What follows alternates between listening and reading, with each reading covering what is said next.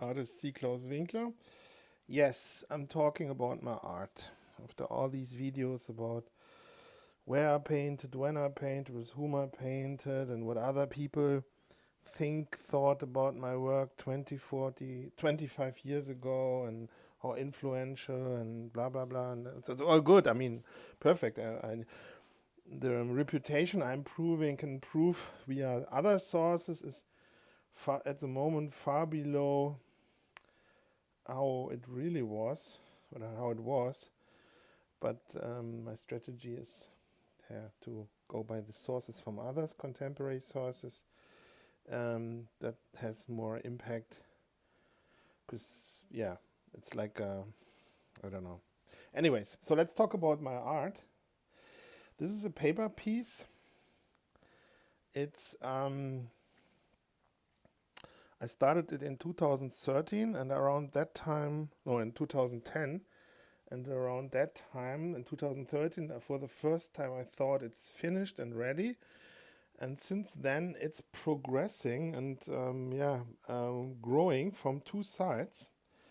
Those paper paintings, I'm not showing like other paintings. I'm showing this painting and discussing it in a more detailed way, because it's not like that I'm super crazy about this piece. Plus, I can't decide which works I want to talk about or show, or show in detail, because there's so much. Like, how do you want to? I mean, if I want to do like detailed videos about my whole oeuvre, I probably can stop my career, because then I can, then my new oeuvre for the rest of my life would be like talking about my art and documenting that. Yeah. So, this is not what people would expect from me if you would be in graffiti circles, like where other artists followed my work and where my fame or reputation comes from. Because they would have preferred to see my classical styles, like for example, this is an S, this is an A, there must be also an E and a K, and a K. Like, here's an E hidden, here's a K hidden, and then like really comic, graphic, realistic, placative, crisp, sharp, presented, maybe with a clean background, 3D, organic, clearly visible, in a large size, let's say 2 meters by 2.5 meters, 3 meters by 6, 8 meters, a piece like that. That would be appreciated by like by fellow graffiti artists or creatives who knew my work and follow my work. Something like this here, on the other hand, is totally. It's like a laboratory, like an experiment, because you see like all the style elements and Seak elements, which have this end state in between being sketched, drawn, painted, illustrated, and then kept in a like medium middle state, while being diffusing or infusing, morphing into the background, and that not even in a perfect, like slick, yeah, Pixar Walt Disney way, more in an painting on purposely rough, raw, nonchalant, non-talented, extra, I don't give a shit, or can't give a shit, or don't think about it, and not trying to make an effort way, or mixing that, or not following up on keeping growing this in a perfect 3D way, while on the other hand taking the effort and making here lots of little details and stuff. And yeah, it's like a Berlin hipster 9 out of 10 or 10 out of 10 or 8.5 out of 10 woman who's like downgrading to a sub 5 or 4 5 to not appear as beautiful as she is, everyone is looking through. I don't know, I mean, I'm doing this here in a very authentic way. For example, I could have painted this as with a square version of a small a, in a much more realistic, almost Chris Voss style spaceship perfected way, with like lots of more effort. But I didn't. I almost kept it like I'm pretending like I can't paint or don't want to make the effort. Yeah, which is interesting because it creates a different vibe than if I would do, and I did that already. So sometimes I'm painting, it seems like, at least with like those paper paintings or also on my canvases, I'm painting on purposely bad or non precise to have a certain aesthetic.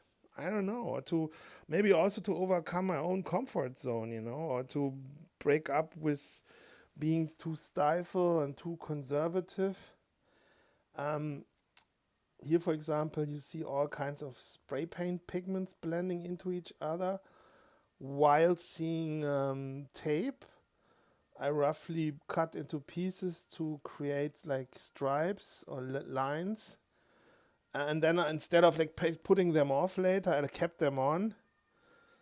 Here also taped like a technical air ventilation motor part of the small A, making like to tape it to make it graphic, and then I not even put it away and kept it like that.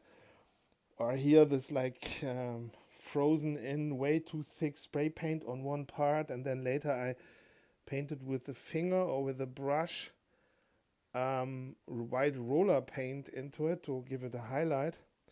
And not, for example, those light effects, they are super raw, I could have done that with a small brush or with more detail, attention, blah, blah, blah.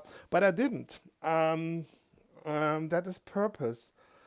I can also show you other paintings where I'm proving that I can paint like precise, and it's like a perfect spaceship, 3D, la di da. Everything is clean and crisp, and um, you know. So yeah, I mean, I can I mean, I'm working on this piece since 16 years. Um, this is, for example, from a black book sketch from like 10 years, 12 years before I started this paper piece. And I glued that in 12 years later. Um, so maybe in a later stage, this is just the background, and I'm painting like a Seak style or something really crisp popping in front of the viewer's eye or onto the viewer's eye. And this is just then the rough, rugged background. Or I keep it like that, it depends. My taste also changes. And sometimes I I don't know. It depends on how open-minded I am on that day, or my taste, or my I don't know what pre-primed me to a certain piece. In a way, a painting can also hold you into like a Stockholm syndrome state. It's really crazy, and can enchant you, or yeah, I don't know if it's enchantment or that's already illusion. So yeah. What kind of materials did I use here? There's like oil, like this here is oil. This is oil, tape, airbrush, spray can, tape. So much spray can over that you can't really. It's kind of like stick together. This is ball pen, office ball pen, and the stripes in the background. There's some roller pen. There's lots of Buntlack here too. From the local Home Depot type is another brand place. This green here is this green dots are roller paint from roller paint I bought 25 20 22 years ago. This red Seek A square rough work in progress, if you will. Seek A is spray paint. Here's like some Copic marker, like those design markers. This heart here is fine liner mixed with pencil. Yeah, those brown stripes are brush, the green also. It's like this.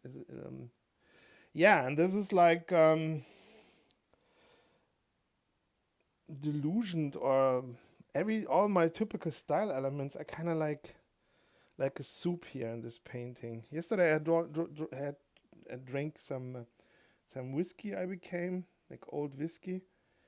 Um, yeah, and then after the first sips, I had like this kind of like spirited feeling towards the painting, or a vibe, and that maybe this is because this looks like some kind of like almost like this. How do you call that? Those like it's but it's from another alcohol.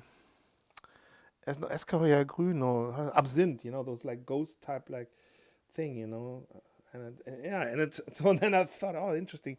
Maybe I'm simulating also because everything here has some kind of like a old furniture, carpet atmosphere. Um, yeah, it has. I'm like I'm emulating like the art buyer who